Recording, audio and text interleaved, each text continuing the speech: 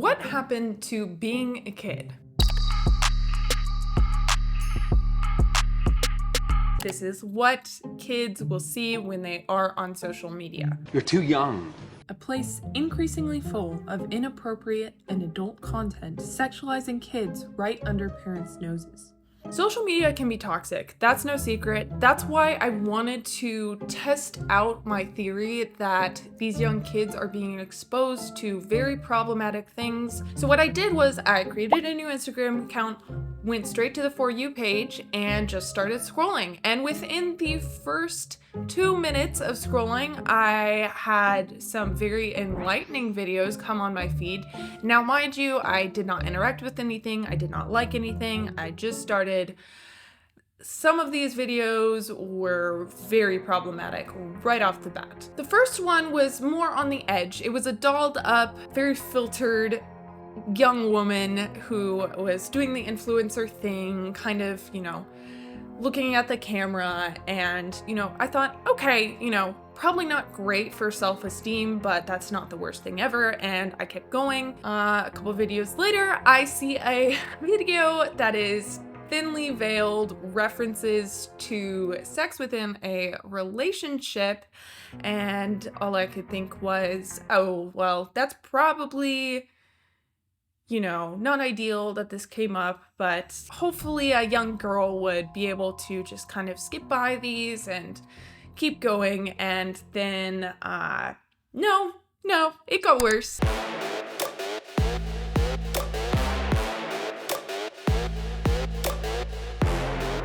So that's exciting, and that is just from 2 minutes opening a new account on Instagram. And if you think that this is a unusual occurrence, it is not. This is what kids will see when they are on social media. And they might actually see worse things. This is incredibly inappropriate. Now, my question for you is, would you take your 10-year-old daughter to a nightclub with you? Obviously not.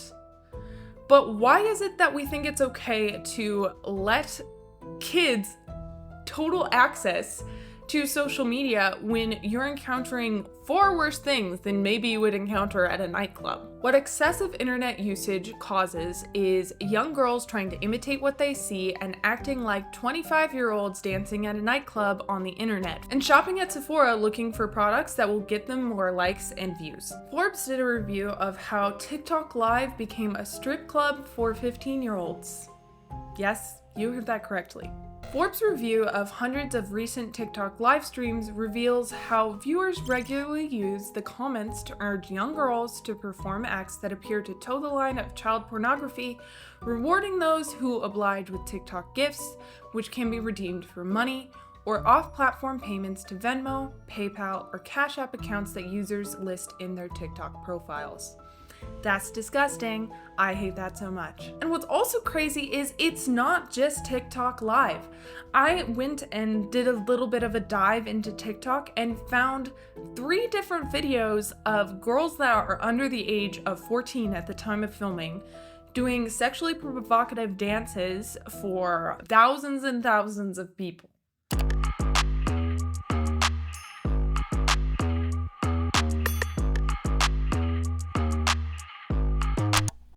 That video has 2 million likes. Now, who do you think wants to see that? I don't think it's their buddies that are their same age. Sadly, that is the world we live in, and they are. That's so messed up. Oh my gosh.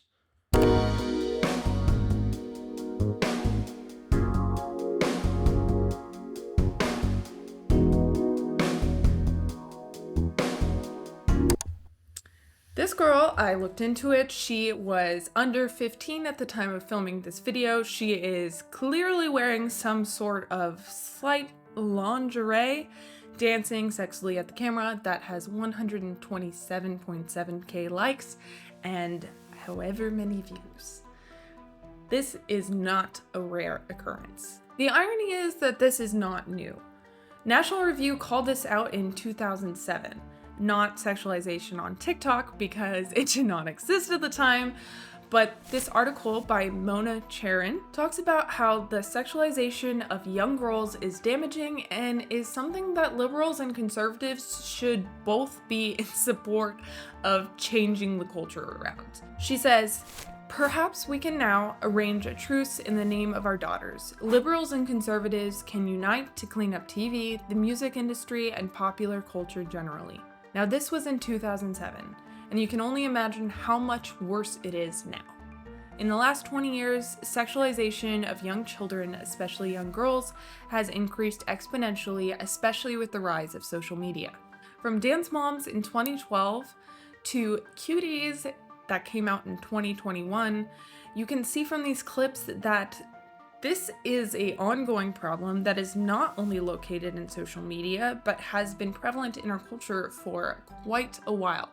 Yet we still are not doing enough about it. What left us concerned in 2007 is pretty tame compared to what we see now. Back in 2008, the American Psychological Association did a report on the adverse effects of sexualization of young girls. The report showed that there is extensive research that links sexualization with three of the most common mental health problems of girls and women: eating disorders, low self-esteem, depression, and depressed mood. And this is no surprise. A study done by Common Sense Media in 2021 showed the increase in social media use from 2015 to 2021 in young teens and tweens. Now look at this data that shows the increase in anxiety and depression in adolescents from 2016 to 2019. That looks pretty familiar to me. This second study was an analysis of recent trends in mental health as related to COVID-19, but what you should note is that this study talks about it from 2016 to 2021, and COVID-19 started in 2019. And along with COVID-19 came an increase in social media use. It notes, between 2016 and 2020, there were significant increases in children's diagnosed anxiety and depression, decreases in physical activity, and decreases in caregiver mental and emotional well-being and coping with parenting demands. Considering what you see on social media, it is no surprise that mental health has become an increased problem as social media usage goes up. The fact of the matter is that giving your kid unmitigated access to social media exposes them to a confusing world of OnlyFans models, filtered photos, and a system which often encourages debauched behavior and sexualization of young children. One solution is to keep your kid off of social media entirely. Many parents are probably concerned that their kid is going to feel socially ostracized from not having social media. That's why it's important to work with other parents to create a community where it's okay for your kids to be off of social media. Most of all, teach young girls where their true value comes from, and no follower count is worth sexualizing yourself on camera.